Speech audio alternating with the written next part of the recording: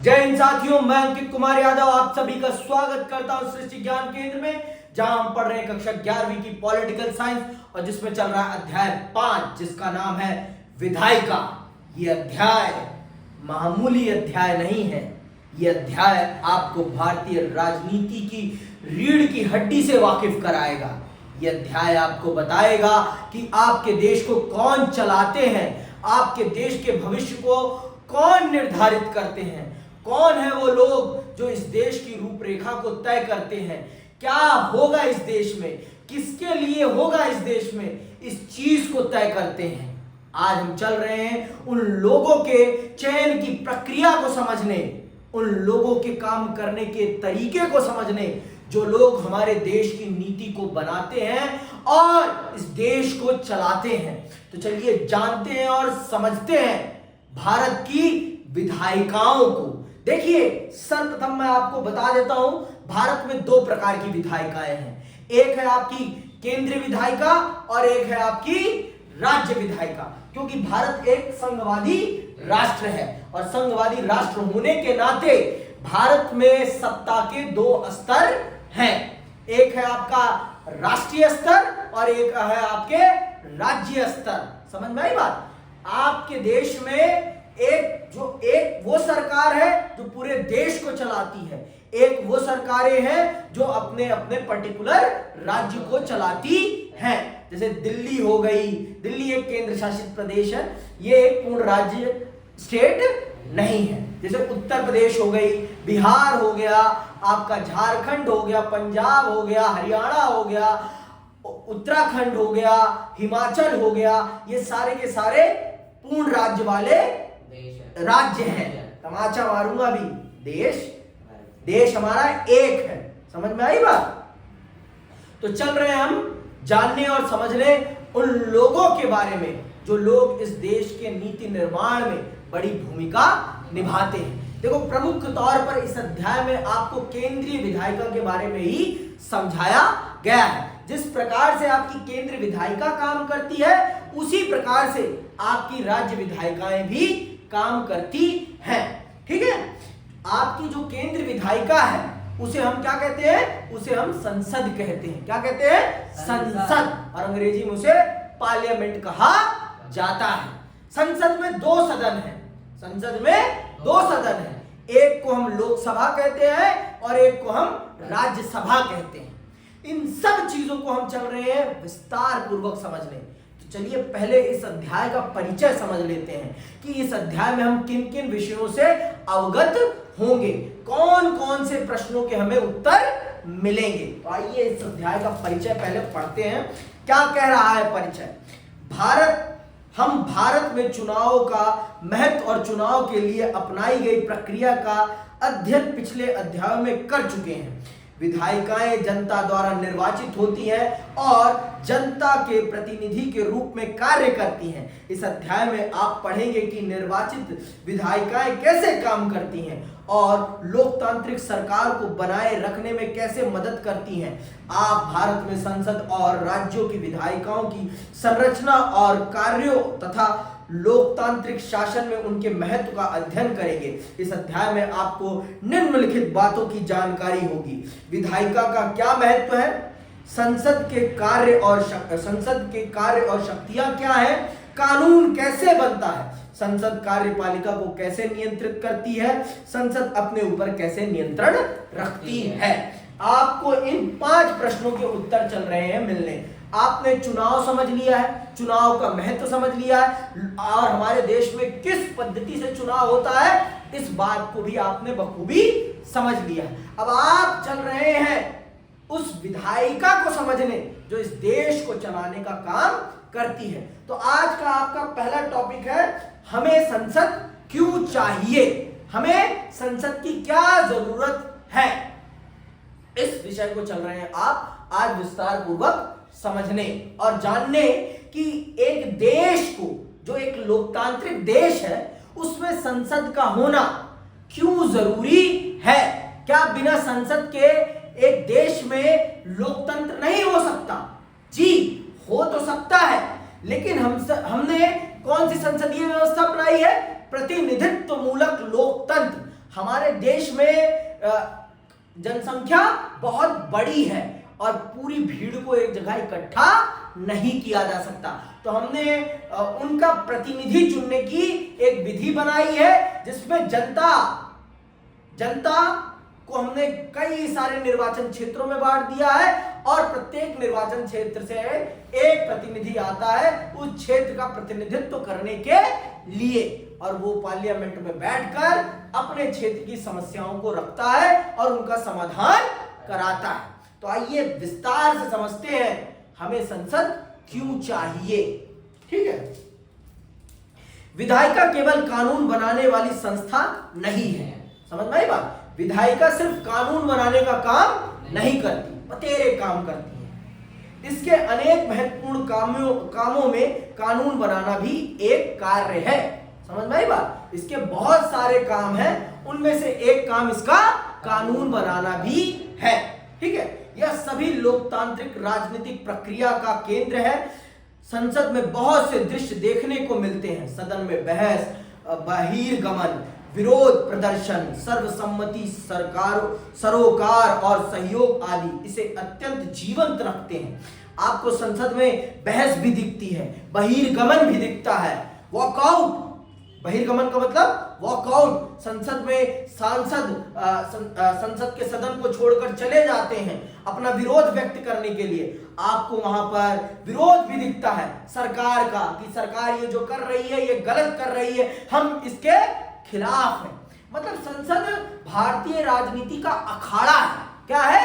भारतीय राजनीति का अखाड़ा है, जहां से भारत की रूपरेखा को तय करा जाता है। भारत कैसा बनेगा, भारत कैसे दिखेगा, कैसे चलेगा, इस चीज को निर्धारित करने में भारत की संसद का बहुत बड़ा योगदान है। और भारत की संसद ही ये निर्धारित करती है भारत की क्या रूपरेखा होगी, भारत कैसे दिखेगा, भारत कैसे चलेगा।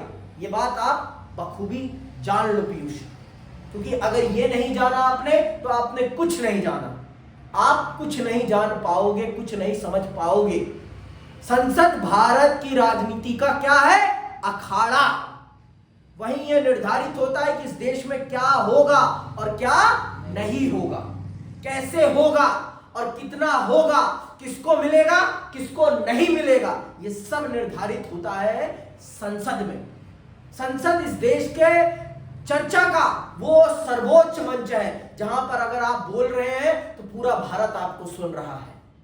लेकिन ये दुर्भाग्य है कि इस देश के बच्चे भारत की संसद को न देखकर इंस्टाग्राम पर नृत्य देखते हैं, वो भी अच्छा नृत्य नहीं, अश्लील नृत्य देखते हैं। तो जब अश्लील आप देखोगे तो आप अश्लील बनोगे भी, तो जैसा देखोगे वैसा ही तो सीखोगे ना।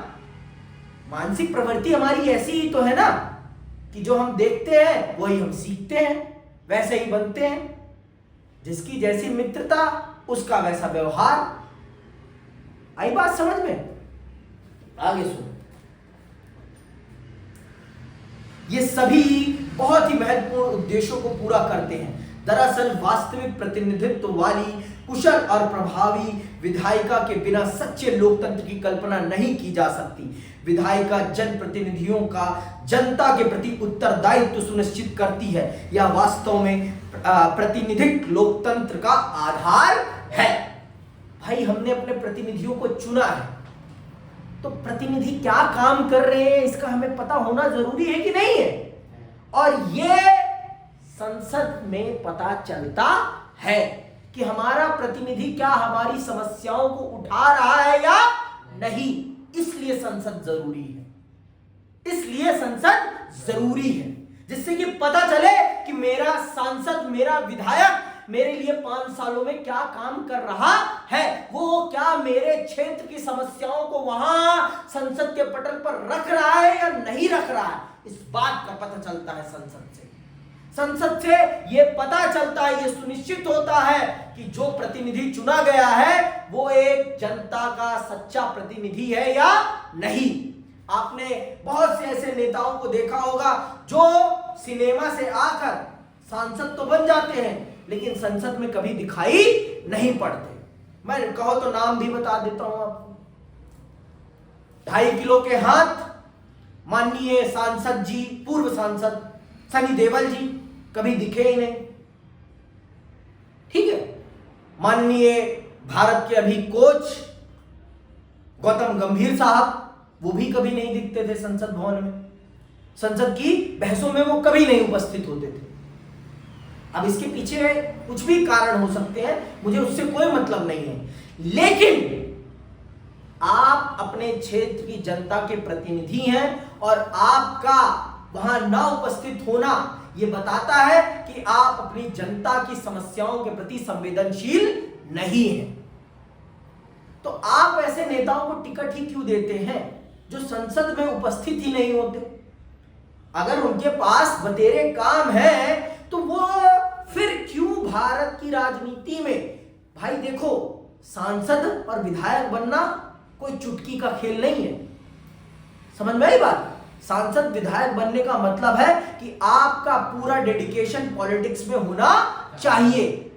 अब भारतीय जनता पार्टी ने भोजपुरी सिनेमा के अभिनेताओं को टिकट दे दी है और वो भोजपुरी सिनेमा के अभिनेता अपनी पिक्चर ही करते रह जाते हैं, अपने गाने ही गाते रह जाते हैं, वो जनता के बीच में कब जाते हैं? फिर कभी ये प्रश्न आना चाहिए ना। हमने आपके प्रति सांसद महोदय के हमने प्रतिनिधियों को नहीं चुना है, हमने सांसद महोदय को चुना है। सांसद महोदय को हमारी समस्याओं के लिए हमने जिम्मेदार ठहराया है। आप सांसद महोदय कहते हैं मेरे प्रतिनिधि घूम रहे हैं, अरे तुम्हारे प्रतिनिधि को थोड़ी ना चुना है मैंने तुम्हें चुना है। तुम मेरी समस्याएं सुनने आओ, तुम मेरे सेवक हो, समझ में आई बात? लेकिन हमारे देश की जनता सर पे पत्थर रख के उनको ही भगवान मान लेती है। आप ही भगवान हो, उनके चरण में ऐसे पड़ती है जैसे वो ही भगवान के साक्षात दर्शन करा रहे हो। तो ये है दिक्कत सबसे बड़ी। तो समझ में आई बात? तो संसद वो स्थान है जहां पर हमारे प्रतिनिधियों के क्रियाकलाप के बारे में हमें पता चलता है। क्या वो हमारे प्रतिनिधित्व, हमारे क्षेत्र का वास्तविक प्रतिनिधित्व कर रहे हैं या नहीं कर रहे हैं, इस बात का भी हमें पता चलता है सच में कि वो किस प्रकार से काम कर रहे हैं और किस प्रकार से नहीं कर रहे हैं। ठीक है, आगे सुनो। इसके बावजूद अधिकांश लोकतंत्रों में कार्यपालिका के मुकाबले विधायिकाएं अपना महत्व खोती जा रही हैं। भारत में भी मंत्रिमंडल नीति निर्माण की पहल करता है, शासन का एजेंडा तय करता है और उसे लागू करता है। यहां पर कार्यपालिका का मतलब कौन सी कार्यपालिका से है? राजनीतिक कार्यपालिका से। लेकिन मैंने आपको बता दिया है कि राजनीतिक कार्यपालिका अपने पद पर तभी तक रहेगी जब तक उसको विधायिका में बहुमत मिला रहेगा। अगर उसका विधायिका में बहुमत खिसकेगा तो वो भी खिसक जाएगी। ये एक संसदीय लोकतंत्र की सबसे बड़ी खूबी है। समझ में आई बात? संसदीय लोकतंत्र की सबसे बड़ी खूबी में से एक खूबी ये है कि वो पावर को बैलेंस करती है, चेक एंड बैलेंस बनाकर रखती है विधायिका और राजनीतिक कार्यपालिका के बीच में। आई बात समझ में? ये बात अच्छे से जान लो। शासन का एजेंडा तय करता है और उसे लागू करता है। इससे कुछ आलोचकों को यह कहने का मौका मिल गया है कि संसद का हश्र हो गया है, लेकिन अत्यंत शक्तिशाली मंत्रिमंडल को भी विधायिका में बहुमत की आवश्यकता होती है। बिना विधायिका में बहुमत के आप कुछ भी नहीं कर सकते हैं, चाहे आपकी नीति कितनी भी अच्छी क्यों ना हो, आप कुछ नहीं कर सकते, क्योंकि आपकी नीति का समर्थक ही कोई नहीं होगा। और जब तक संसद किसी भी विधेयक को पास नहीं करेगी तब तक वो राष्ट्रपति के हस्ताक्षर के लिए नहीं जा सकता। कोई भी कानून तब तक कानून नहीं बनेगा जब तक विधायिका उसे स्वीकृति नहीं देती है। ये बात जान लीजिए आप, इस बात को अपने मस्तिष्क में बिठा लीजिए कि इस राष्ट्र में कोई भी कानून तभी बन सकता है जब उसे विधायिका क्या देगी? परमिशन। बिना विधायिका के परमिशन के कानून नहीं बनाया जा सकता इस देश में। समझ में आई बात? खास करके लोकसभा के, जब तक लोकसभा किसी भी विधेयक को अनुमति नहीं देगी, पास नहीं करेगी, तब तक वो विधेयक कानून नहीं बन सकता। ठीक है। एक सशक्त नेता को भी संसद का सामना करना पड़ता है और संसद को अपने जवाबों से संतुष्ट करना पड़ता है। यह हमें संसद की लोकतांत्रिक क्षमता का एहसास कराता है। यह वाद विवाद का सबसे लोकतांत्रिक और खुला मंच है। अपनी संरचनात्मक विशेषता के कारण यह सरकार के अन्य सभी अंगों में सबसे ज्यादा प्रतिनिधित्व है और फिर इसके पास सरकार का चयन करने और उसे बर्खास्त करने की शक्ति भी है। आपको पता है कि राजनीतिक कार्यपालिका में वही रहेगा जो विधायिका में बहुमत में होगा। जब चाहे विधायिका प्रधानमंत्री को प्रधानमंत्री के पद से हटा सकती है। इस बात को भी समझ लीजिए आप, कितनी ताकत है विधायिका के अंदर, कितनी ताकत है। विधायिका चाहे तो इस देश के नीति निर्माण को इतना पारदर्शी बना दे कि इस देश में कुछ भी गलत ना हो सके। इतना भी जान लो आप, मैं आपको बता रहा हूं। विधायिका चाह ले तो, विधायिका का मतलब संसद चाह ले तो, समझ में आई बात। अगर जो सांसद हमने चुन के भेजे हैं वो अपनी पार्टी लाइन में ना चलकर अपनी जनता के लाइन में चले ना, तो इस देश में जनता के साथ कभी कुछ गलत नहीं हो सकता, कभी कुछ नहीं गलत हो सकता। हमारे संविधान निर्माताओं ने इतनी अच्छी विचारशीलता के साथ भारत में प्रतिनिधित्व मूलक लोकतंत्र को स्थापित किया था, एक बहुत ही बेहतर नियत के साथ। लेकिन हमारे जो सांसद होते हैं वो अपनी पार्टी लाइन फॉलो करने लगते हैं कि पार्टी जिस रास्ते पर चलेगी हम भी उसी रास्ते पर चलेंगे। उनकी भी मजबूरी है, समझ रहे बात, क्योंकि पार्टी के दम पर ही सरकार बनती है और बिगड़ती है। समझ में आई बात। आगे सुनो, अब आते हैं आगे, क्या है अगला टॉपिक, संसद में दो सदनों की क्या जरूरत है। हमारे देश की संसद में दो सदन क्यों है? कभी सोचा, दिमाग में आया ये प्रश्न? कभी नहीं आया होगा कि हमारे देश की संसद में दो सदन क्यों है। हमारा देश जनसंख्या के मामले में दुनिया का अब पहला देश बन गया है। हमने चीन को भी लात मार के पीछे कर दिया। तो जब इतनी बड़ी जनसंख्या है तो इस जनसंख्या का प्रतिनिधित्व सुनिश्चित करना जरूरी है कि नहीं है? लोकतंत्र का तभी तो अर्थ रहेगा ना जब हर क्षेत्र की जनता को, हर क्षेत्र की भाषा को, हर क्षेत्र की संस्कृति को संसद में क्या मिले? प्रतिनिधित्व मिले। भाई मेरी समस्या का समाधान मेरी समस्या से जूझ रहा व्यक्ति ही तो सजेस्ट कर सकता है ना, कि कोई और कर सकता है? अरे मेरी भाषा को मैं अच्छे से जानूंगा कि वो अच्छे से जानेगा जो मेरे से कोसों दूर रहता है ना? तो मेरी भाषा को बचाने का, मेरी संस्कृति को बचाने का, मेरी प्रकृति को बचाने का काम अच्छा कौन करेगा? मैं खुद करूंगा, मेरे अलावा कोई और नहीं कर सकता। तो इस देश को एक लोकतांत्रिक राष्ट्र बनाए रखने के लिए, इस देश को ज्यादा से ज्यादा प्रतिनिधित्व मूलक बनाए रखने के लिए हमारे राष्ट्र निर्माताओं ने संसद को दो सदन प्रदान किए हैं, जिससे कि इस देश को ज्यादा से ज्यादा प्रतिनिधित्व मिल सके, ज्यादा से ज्यादा प्रतिनिधित्व और ज्यादा से ज्यादा इस देश की संसद को लोकतांत्रिक बनाया जा सके।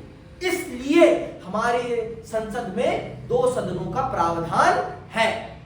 समझ में आई बात? आप एक को हम लोकसभा कहते हैं और एक को हम राज्यसभा कहते हैं। जो लोकसभा है वो वास्तविक सरकार है, देश की वास्तविक सरकार लोकसभा है। इस बात को भी दिमाग में डाल लो, क्योंकि उसे जनता प्रत्यक्ष रूप से चुनती है। जो लोकसभा में सांसद बैठे हैं उन्हें जनता प्रत्यक्ष रूप से चुनती है, लेकिन जो राज्यसभा है वो राष्ट्रीय विधायिका में, रुक जाओ दिखा देता हूं बना के, ठीक है? देखो विधायिका कितने प्रकार की है? दो प्रकार की है ना। हमारे देश में दो प्रकार की विधायिका, एक है राष्ट्रीय विधायिका, राष्ट्रीय विधायिका, ठीक है, और एक है राज्य विधायिका। राष्ट्रीय विधायिका कितनी है? एक है सिर्फ, एक, और राज्य विधायिकाएं कितनी है? 30 है, ठीक है। 28 राज्य और 2 केंद्र शासित प्रदेशों की विधायिका, दिल्ली और जम्मू कश्मीर की विधायिका। ठीक है, तो राष्ट्रीय विधायिका को हम क्या कहते हैं? संसद। क्या कहते हैं? संसद। ठीक, और इसमें हमने 2 सदन बना रखे हैं, एक को हम लोकसभा कहते हैं और एक को हम राज्यसभा कहते हैं। राज्यसभा कहते हैं। लोकसभा के सदस्यों की संख्या कितनी है? लोकसभा के सदस्यों की संख्या है 543। और ये जो 543 लोग हैं, ये जो 543 लोग हैं, यही वास्तविक सरकार है। इसी में पक्ष है और इसी में विपक्ष है। पक्ष में वो है जिनके पास 273 सांसद है। जिस दल के 273, जिस दल या गठबंधन के 273 सांसद हैं, उस दल की सरकार होती है और वो राजनीतिक कार्यपालिका के सदस्य होते हैं। ठीक है, वो राजनीतिक कार्यपालिका के सदस्य होते हैं और जितने भी होते हैं वो सब के सब विपक्ष में होते हैं। विपक्ष में होते हैं, समझ में आई बात? और जितने हैं वो विपक्ष में हैं। तो ये है आपकी विधायिका का संरचना। ये वास्तविक तौर पे देश को चलाने का काम करती है। ये जो है आपकी राज्यसभा, ये इसमें सदस्यों की संख्या है 250। ठीक है, ये राष्ट्रीय विधायिका में राज्यों का प्रतिनिधित्व करने का काम करती है। आपको मैं बता देता हूं, फिर से सुन लो। ये जो नीतियां बनाएंगे, क्या इसका प्रभाव राज्यों पे नहीं पड़ेगा? पड़ेगा ना। तो इसीलिए हमारी राष्ट्रीय विधायिका में राज्यों का प्रतिनिधित्व करने के लिए राज्यसभा बनाई गई है, जिससे कि राज्य सरकारें अपना पॉइंट ऑफ व्यू रख सके किसी भी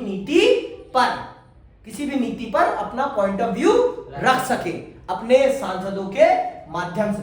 इनका चयन अप्रत्यक्ष तरीके से होता है। जिस भी दल की अपनी विधानसभा में जितनी सीटें होती हैं और जितना उसे राज्यसभा में कोटा मिला होता है उस राज्य को, उतने सांसद वो भेज देती है। इनके चयन में जनता का कोई योगदान नहीं होता, इनके चयन में विधायकों का योगदान होता है। और इनका समयकाल कितना होता है? 6 साल का। इनका समयकाल कितना है? 6 साल का। और इनका कितना है? 5 साल का। ठीक है, तो ये अंतर आप समझ लो। इसे अगर आपने समझ लिया तो आपने भारत की संसद को समझ लिया, और अगर आपने ये नहीं समझा तो आपने कुछ भी नहीं समझा।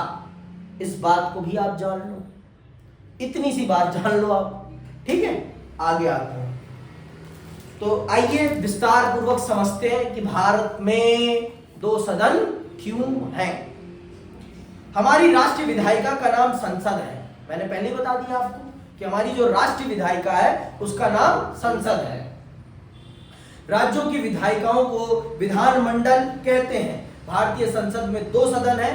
जब किसी विधायिका में 2 सदन होते हैं तो उसे द्विसदनात्मक विधायिका कहते हैं। तो भारत की संसद क्या है? भारत की संसद द्विसदनात्मक विधायिका है, क्योंकि भारत की संसद में 2 सदन हैं, एक है लोकसभा और एक है राज्यसभा। ठीक है, भारतीय संसद के एक सदन को राज्यसभा तथा दूसरे को लोकसभा कहते हैं। संविधान ने राज्यों को एक सदनात्मक या द्विसदनात्मक विधायिका स्थापित करने का विकल्प दिया है। अब केवल 7 राज्यों में ही द्विसदनात्मक विधायिकाएं हैं। भारत के संविधान ने राज्य विधानसभाओं को भी यह अधिकार दे रखा है कि आप एक सदनात्मक हो सकते हैं या फिर आप द्विसदनात्मक हो सकते हैं। तो भारत में सिर्फ 6 राज्य हैं, जम्मू कश्मीर हट गया ना, 6 राज्य हैं जहां पर द्विसदनात्मक विधायिका है। वो कौन कौन से हैं? आंध्र प्रदेश, बिहार, कर्नाटक, महाराष्ट्र, तेलंगाना और उत्तर प्रदेश। ये वो राज्य हैं जहां पर द्विसदनात्मक विधायिका है। समझ में आई बात? यहां पर 2 सदन हैं। ठीक है, जैसे हमारे देश में 2 सदन हैं वैसे वहां पर भी 2 सदन हैं। ठीक, विविधताओं से परिपूर्ण बड़े देश प्रायः द्विसदनात्मक राष्ट्रीय विधायिका चाहते हैं। अब जितनी विविधता हमारे देश में है उतनी विविधता मैं समझता हूं दुनिया के बतेरे देशों में नहीं मिल सकती। मतलब मैं ये कह रहा हूं कि वो 10 देश जितनी विविधता रखते होंगे ना, उतनी विविधता अकेले भारत रखता है, उतनी विविधता अकेले भारत रखता है। मैं इस बात का दावा करता हूं। इसीलिए हमारे राष्ट्र निर्माताओं ने ये जरूर सोचा होगा कि इस देश को अगर एक सच्चा लोकतांत्रिक राष्ट्र बनाना है तो इस देश में हर संस्कृति को, हर भाषा को, हर भौगोलिक क्षेत्र को संसद में प्रतिनिधित्व मिलना चाहिए। इसीलिए उन्होंने राष्ट्रीय विधायिका को द्विसदनात्मक रखा, जिससे कि हर क्षेत्र, हर भाषा, हर संस्कृति, हर भौगोलिक क्षेत्र को भारत की संसद में प्रतिनिधित्व मिल सके। समझ में आई बात? आगे सुनो। द्विसदनात्मक विधायिका ताकि वे अपने समाज के सभी वर्गों और देश के सभी क्षेत्रों या भागों को समुचित प्रतिनिधित्व दे सके। द्विसदनात्मक विधायिका का एक और लाभ यह है कि संसद के प्रत्येक निर्णय पर दूसरे सदन में पुनर्विचार हो जाता है। हर काम को रीचेक किया जाता है। समझ में आया? हर काम को रीचेक किया जाता है। तो ये भी एक लाभ होता है द्विसदनात्मक विधायिका का कि हर काम को 2 बार चेक कर लिया जाता है राष्ट्रपति महोदय के पास भेजने से पहले। ठीक है। एक सदन द्वारा लिया गया प्रत्येक निर्णय दूसरे सदन के निर्णय के लिए भेजा जाता है। इसका मतलब यह है कि प्रत्येक विधेयक और नीति पर 2 बार विचार होता है। इससे हर मुद्दे को 2 बार जांचने का मौका मिलता है। यदि एक सदन जल्दबाजी में कोई निर्णय ले लेता है तो दूसरे सदन में बहस के दौरान उस पर पुनर्विचार संभव हो पाता है। तो मतलब हर काम को रीचेक करने का मौका मिल जाता है उस देश को जिसमें द्विसदनात्मक संसद होती है या द्विसदनात्मक विधायिका होती है। हर काम पर 2 बार रीचेकिंग हो जाती है। तो इसका ये भी लाभ होता है और प्रतिनिधित्व भी ज्यादा होता है। देखो, लोकतंत्र का मतलब यही है, ज्यादा से ज्यादा लोगों के विचारों को राष्ट्र निर्माण या राष्ट्र की नीतियों के निर्माण में सम्मिलित करना। देखो, जितना अच्छे से हम सोचेंगे, जितने अच्छे से हम लोगों के विचारों को देखेंगे, समझेंगे, उतनी अच्छी हम नीति बनाएंगे। कब कौन कितना अच्छी सलाह दे दे कोई पता नहीं है। किसके मुंह से क्या निकल जाए, कितनी अच्छी बात निकल जाए, कोई पता नहीं। समझ में आई बात? तो जितने ज्यादा लोग होंगे डिस्कशन में, उतनी अच्छी नीति बनेगी। समझ में आई बात? लोकतंत्र यही कहता है कि ज्यादा से ज्यादा लोगों के विचारों को सुना जाए, समझा जाए और उसके अनुसार देश को चलाया जाए। ठीक है, आगे सुनो। अब आते हैं हम राज्यसभा को समझ लेते हैं। राज्यसभा क्या है, इसके पास क्या ताकत है, ये कैसे लोकसभा से अलग है, ये किस प्रकार की ताकत रखती है। ठीक, आइए जानते हैं। संसद के प्रत्येक सदन में प्रतिनिधित्व का आधार अलग अलग है। राज्यसभा राज्यों का प्रतिनिधित्व करती है। इसका निर्वाचन अप्रत्यक्ष विधि से होता है। किसी राज्य के लोग राज्य की विधानसभा के सदस्यों को चुनते हैं, फिर राज्य विधानसभा के निर्वाचित सदस्य राज्यसभा के सदस्यों को चुनते हैं। समझ में आई बात? देखो, आप ये जान लो कि जो हमारी राज्यसभा है, इसके सदस्यों का चयन अप्रत्यक्ष तरीके से होता है और इसके सदस्यों का चयन हमारे द्वारा चुने गए विधायकों के द्वारा किया जाता है। ठीक है, हमारे द्वारा चुने गए विधायकों के द्वारा किया जाता है। हर राज्य को कुछ कोटा दिया गया है कि आपके पास इतना कोटा है आपके राज्यसभा में कोटा फिक्स है कि इस राज्य के पास इतनी सीटें हैं, इस राज्य के पास इतनी सीटें हैं।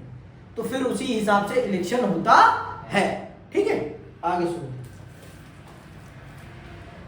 द्विसदन में प्रतिनिधित्व के लिए 2 सिद्धांतों का प्रयोग किया जा सकता है। एक तरीका यह हो सकता है कि देश के सभी क्षेत्रों को समान आकार और जनसंख्या के बावजूद द्वितीय सदन में समान प्रतिनिधित्व दिया जाए। दूसरा तरीका यह हो सकता है कि देश के विभिन्न क्षेत्रों को उनकी जनसंख्या के अनुपात में असमान प्रतिनिधित्व दिया जाए, अर्थात द्वितीय सदन में ज्यादा जनसंख्या वाले क्षेत्रों को ज्यादा और कम जनसंख्या वाले क्षेत्रों को कम प्रतिनिधित्व प्राप्त हो। तो हमने दूसरा तरीका ही अपनाया है अपने दूसरे सदन में प्रतिनिधित्व का, कि जितनी जिसकी जनसंख्या उतना उसका प्रतिनिधित्व, जिस राज्य की जितनी जनसंख्या है उस राज्य को उतना ही प्रतिनिधित्व दिया गया है। भाई एट द एंड लोकतंत्र में जनता को अभिव्यक्त करना है ना हमें, तो जिसकी जितनी जनसंख्या होगी उसकी उतनी भागीदारी भी होगी, साफ सीधी बात। ठीक है, आगे सुनो। अमेरिका के द्वितीय सदन सीनेट, अमेरिका के दूसरे सदन को क्या कहते हैं? सीनेट। 1 नंबर का प्रश्न आपके सामने है कि अमेरिका के दूसरे सदन को क्या कहा जाता है, तो आप क्या लिखेंगे? सीनेट कहते हैं। में प्रत्येक राज्य को समान प्रतिनिधित्व दिया गया है। यह सभी राज्यों में समानता स्थापित करता है, लेकिन इसका अर्थ यह भी है कि छोटे राज्यों को बड़े राज्यों के बराबर ही प्रतिनिधित्व मिलेगा। हमारी राज्यसभा के लिए इस अमेरिकी प्रतिनिधित्व प्रणाली से अलग तरीका अपनाया गया है। संविधान की 4वीं अनुसूची में प्रत्येक राज्य से निर्वाचित होने वाले सदस्यों की संख्या निर्धारित कर दी गई है। हमने अपने हर राज्य से आने वाले राज्यसभा में सांसदों की संख्या को निर्धारित कर दिया है कि इस राज्य को इतना प्रतिनिधित्व है, इस राज्य को इतना प्रतिनिधित्व है। यदि हम राज्यसभा में प्रतिनिधित्व के लिए अमेरिका की समान प्रतिनिधित्व प्रणाली का प्रयोग करते तो क्या होगा? 1998.12 लाख जनसंख्या वाले उत्तर प्रदेश को 6.10 लाख जनसंख्या वाले सिक्किम के बराबर ही प्रतिनिधित्व मिलेगा। संविधान निर्माता ऐसी विसंगति से बचना चाहते थे। यहाँ ज्यादा जनसंख्या वाले राज्यों को अधिक और कम जनसंख्या वाले राज्यों को कम प्रतिनिधित्व दिया गया है। इस प्रकार ज्यादा जनसंख्या वाले उत्तर प्रदेश को 31 तथा छोटे और कम जनसंख्या वाले सिक्किम को राज्यसभा में 1 सीट दी गई है। तो उत्तर प्रदेश के पास राज्यसभा में कितनी सीटें हैं? 31 सीटें हैं, सबसे ज्यादा सीटें हैं। क्यों? क्योंकि उत्तर प्रदेश की जनसंख्या भारत के में सबसे ज्यादा जनसंख्या वाले राज्यों में से एक है। सबसे ज्यादा जनसंख्या उत्तर प्रदेश की है, इसीलिए उत्तर प्रदेश को सबसे ज्यादा सीटें दी गई हैं। कहां पर? राज्यसभा में, राष्ट्रीय विधायिका के दूसरे सदन में। ठीक है, राज्यसभा के सदस्यों को 6 वर्ष के लिए निर्वाचित किया जाता है। उन्हें दोबारा निर्वाचित किया जा सकता है। राज्यसभा के सभी सदस्य अपना कार्यकाल एक साथ पूरा नहीं करते। प्रत्येक 2 वर्ष पर राज्यसभा के 1/3 सदस्य अपना कार्यकाल पूरा करते हैं और इन 1/3 सीटों के लिए चुनाव होते हैं। इस तरह राज्यसभा कभी भी पूरी तरह भंग नहीं होती है। तो राज्यसभा राष्ट्रीय संसद का वो सदन है जो कभी भी भंग नहीं होता, कभी भी उसके सदस्य समाप्त नहीं होते। पूर्ण तौर पर राष्ट्रीय विधायिका का राज्यसभा सदन कभी समाप्त नहीं होता। ये एक बड़ी विशेषता है द्विसदनात्मक विधायिका की। ठीक है, अंततः इसे संसद के अस्थायी सदन के रूप में जानते हैं। इस व्यवस्था का लाभ यह है कि जब लोकसभा भंग होती है और चुनाव होने बाकी होते हैं, तब राज्यसभा की बैठक बुलाई जा सकती है और जरूरी मामलों को निपटाया जा सकता है। मतलब मान लो चुनाव का समय है और लोकसभा भंग हो गई है, तो देश में कोई बड़ा तात्कालिक मुद्दा आ गया है और उस पर कानून बनाना बहुत जरूरी है, तो उस काम को अंजाम कौन देगा? फिर उस काम को अंजाम देने का काम राज्यसभा करेगा। ठीक है, निर्वाचित सदस्यों के अतिरिक्त राज्यसभा में 12 मनोनीत सदस्य होते हैं जिन्होंने साहित्य, विज्ञान, कला और समाज सेवा के क्षेत्र में विशेष उपलब्धि हासिल की हो, उन्हें राष्ट्रपति द्वारा मनोनीत किया जाता है। 12 लोग ऐसे भी होते हैं जो अपने क्षेत्र के महारथी होते हैं और राष्ट्रपति उन्हें मनोनीत करके सांसद बनाते हैं। ठीक है, तो 12 लोग ये किसी पार्टी से जुड़े नहीं होते, ये किसी पार्टी या आरटी पार्टी से नहीं जुड़े होते, ये अपने क्षेत्र के बहुत ही प्रतिभाशाली और दक्ष लोग होते हैं, जिस कारण से ये सोचा जाता है कि इन लोगों का देश की संसद में होना बहुत जरूरी है, जिससे कि ये लोग अपने अनुभवों को देश के नीति निर्माण में साझा कर सकें और देश के नीति निर्माण को प्रभावित कर सकें। तो इसीलिए जो लोग इस प्रकार के क्षेत्रों में साहित्य, विज्ञान, कला और समाज सेवा के क्षेत्र में बहुत अच्छा काम करते हैं, उनको राष्ट्रपति द्वारा मनोनीत कर दिया जाता है राज्यसभा के सांसद के रूप में। ठीक है, अब आते हैं लोकसभा पर। Lok Sabha the power house of parliament, the power house of Indian politics. समझ में आई बात? आप ये कह सकते हैं, इस शब्द को आप भारत के लोकसभा के लिए कह सकते हैं। जिस प्रकार से the mitochondria is the power house of cell है, उसी प्रकार से लोकसभा भारतीय राजनीति का केंद्र है, जहां से भारत चलता है। सुनिएगा बहुत ध्यान से। लोकसभा और राज्यों की विधानसभाओं के लिए जनता सीधे सदस्यों को चुनती है। इसे प्रत्यक्ष निर्वाचन कहते हैं। लोकसभा चुनाव के लिए पूरे देश को और विधान सभा चुनाव के लिए किसी राज्य को लगभग समान जनसंख्या वाले निर्वाचन क्षेत्रों में बांट दिया जाता है। प्रत्येक निर्वाचन क्षेत्र से एक प्रतिनिधि चुना जाता है। चुनाव सार्वभौमिक वयस्क मताधिकार के आधार पर होता है, जिसमें प्रत्येक व्यक्ति के मत का मूल्य दूसरे व्यक्ति के मत के मूल्य के बराबर होता है। इस समय लोकसभा के 543 निर्वाचन क्षेत्र हैं। यह जनसंख्या 1971 की जनगणना से चली आ रही है। लोकसभा के लिए सदस्यों को 5 वर्ष के लिए चुना जाता है, लेकिन यदि कोई दल या दलों का गठबंधन सरकार न बना सके अथवा प्रधानमंत्री राष्ट्रपति को लोकसभा भंग कर नए चुनाव कराने की सलाह दे, तो लोकसभा को 5 वर्ष से पहले भी भंग किया जा सकता है। ठीक है, लोकसभा का वैसे 5 साल का कार्यकाल होता है, लेकिन जब किसी भी सरकार को लोकसभा में बहुमत नहीं मिला होता, तो प्रधानमंत्री राष्ट्रपति से यह आग्रह कर सकता है कि आप 5 साल से पहले भंग कराएं और पुनः चुनाव कराएं। तो ये है आपकी लोकसभा की संरचना। लोकसभा भारत के जनता के द्वारा प्रत्यक्ष रूप से चुने गए सांसदों का सदन है। वास्तविक तौर पर लोकसभा ही देश को चलाने वाला सदन है। यही देश का असली लोकतंत्र का स्तंभ है। यहीं पर आपको लोकतंत्र दिखाई पड़ता है, यहीं से देश चलता है। इसी के साथ आज के लिए यही समाप्त करते हैं और मैं आपसे विदा लेता हूं। जय हिंद, जय भारत।